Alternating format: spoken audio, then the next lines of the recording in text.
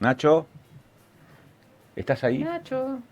Nacho se Sí, fue. sí, estoy Ah, acá. ahora Ahí sí, está. ahí te Hola, escucho. Nacho. ¿Cómo estás, Nacho? Buen día.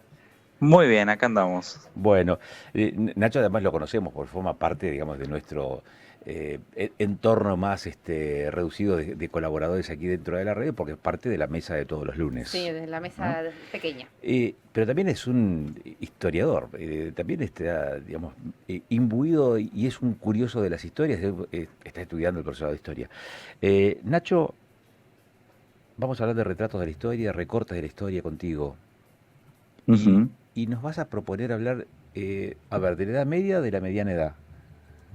La Edad Media, De es la la Edad Edad Media. Media. Bueno, ¿y qué quieres decirnos?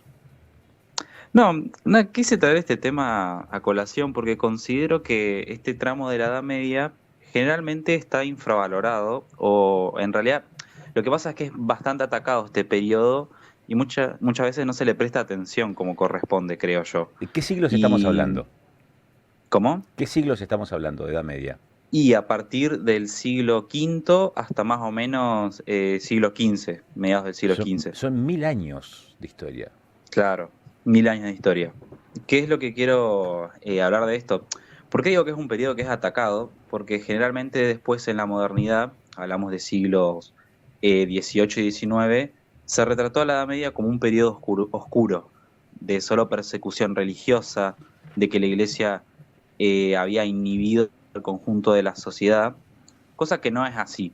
Si bien la Iglesia, por supuesto, ha cometido una serie de errores, bien es cierto que tiene sus cosas buenas y que considero que hay que retratar. Incluso hasta el día de hoy seguimos bebiendo de algunas instituciones que la propia Iglesia había instaurado, pero que con el tiempo se fueron modificando, por supuesto.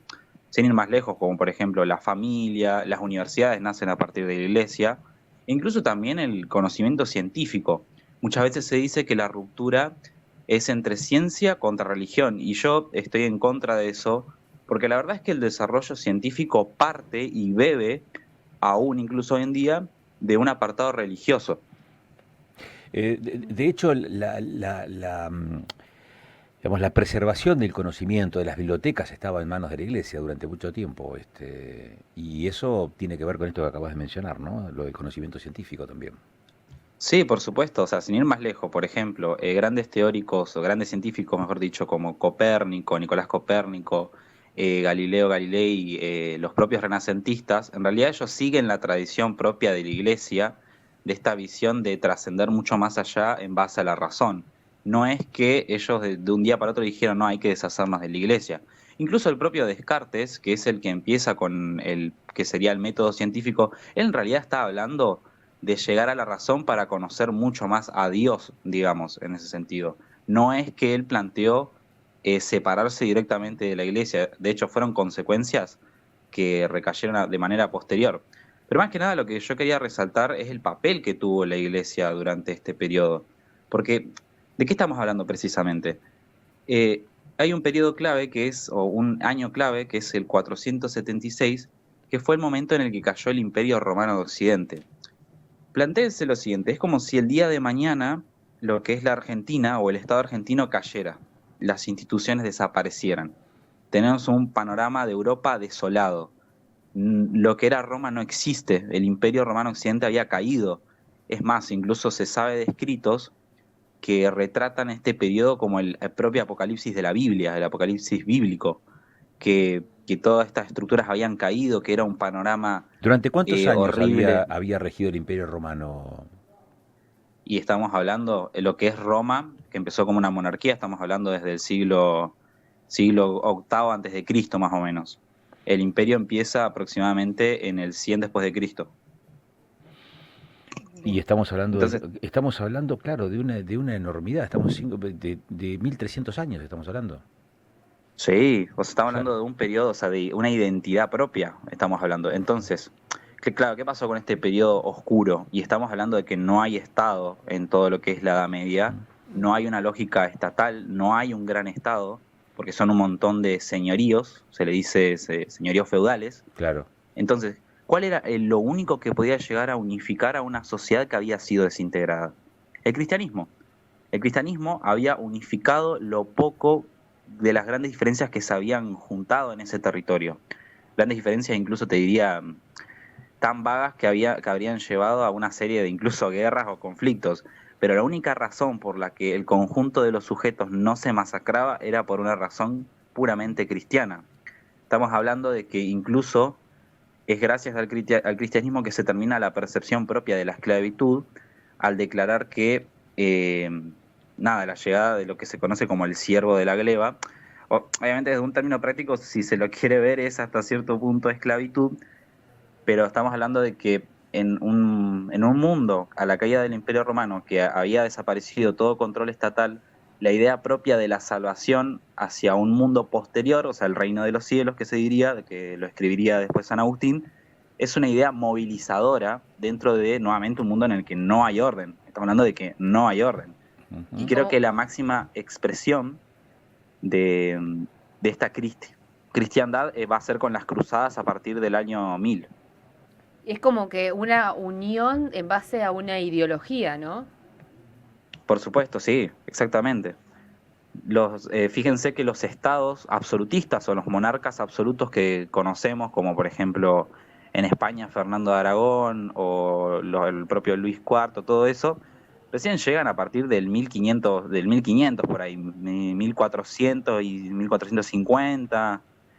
O sea, pasó muchísimo tiempo para que nuevamente haya como un estado absolutista o un estado más grande, y lo anterior que había eran puramente estados fragmentados o breves alianzas parciales, como mucho había casamientos de por medio, y que era lo único que, digamos, que justificaba las propias uniones. Y después, bueno, como decía antes, fue la propia Iglesia la que erigió una lógica que imperaba dentro de Europa.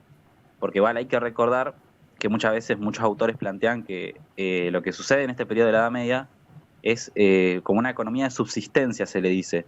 Porque la verdad no es que no desarrollan tanta tecnología porque es muy cíclica, y al estar todos encerrados en sus propios señoríos, por así decirlo, como que no hay mucho desarrollo, y hay que recordar que durante este periodo la hegemonía, si se quiere, o el centro político va a estar centrado en la parte musulmana, en Próximo Oriente, en parte del norte de África, que incluso va a intentar querer conquistar Europa y bueno, no lo va a lograr, pero justamente lo que logró el cristianismo es preservar una sociedad europea que después, muchísimo más adelante, se va a impulsar hacia la conquista del mundo, digamos. Uh-huh. Claro, porque falta como 1000 años aproximadamente para que empiecen con el tema de, no sé, cuando vienen acá a América. Claro, sí. El recorrer los mares, por ejemplo, faltan 1000 años. Sobre el término de la Edad Media, casi el final de la Edad Media. Claro. 1492. Sí, o sea, estamos bien, como vemos, es como que después fue muy posteriormente, obviamente con los errores porque obviamente hay que hablar también de los errores que tuvo la Iglesia, que después se van a dar cuenta que convenía mejor separarse del papado para poder impulsar los propios intereses. Uh-huh. Sin ir más lejos, una de los primeros monarquías que se va a separar de la Iglesia Católica va a ser las monarquías inglesas. Fíjate la anécdota que te voy a contar que no te lo vas a creer. A ver. Enrique VIII es uno de los monarcas más conocidos por tener mucha mano dura, por ser un tipo bastante, sí, algunas veces retratado como loco, que la razón por la que se separó de la Iglesia era porque quería casarse con otra mujer. Claro, y quería que le anularan un matrimonio, claro, para poder volver a casarse. Claro, entonces, ¿qué hizo el tipo? Ah, sí, bueno, yo me separo y formo mi propia iglesia. O sea, la iglesia que rige hoy en día en Inglaterra, que se llama la Iglesia Anglicana, es justamente la iglesia que el Papa sería el rey de Inglaterra que esté en ese periodo, digamos. Mira, producto de un amor, se formó. Claro, se separó de un nuevo amor, sí. Se funda toda una iglesia.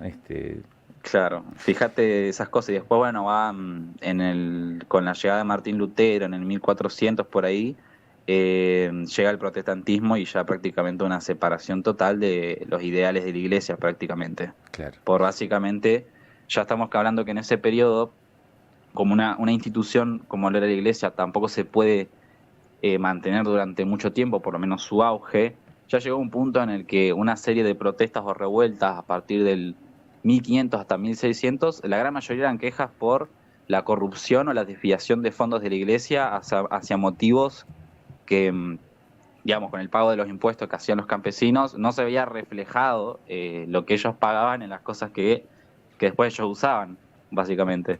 Claro. Es como que ya para este periodo, ya 1500, 1600, la separación con la iglesia es prácticamente total, pero anteriormente de eso, como había mencionado, había sido el punto de unión entre un montón digamos, de estados, de microestados, y que habría impulsado después, posteriormente, lo que es la conquista del mundo, básicamente. Ya lo creo.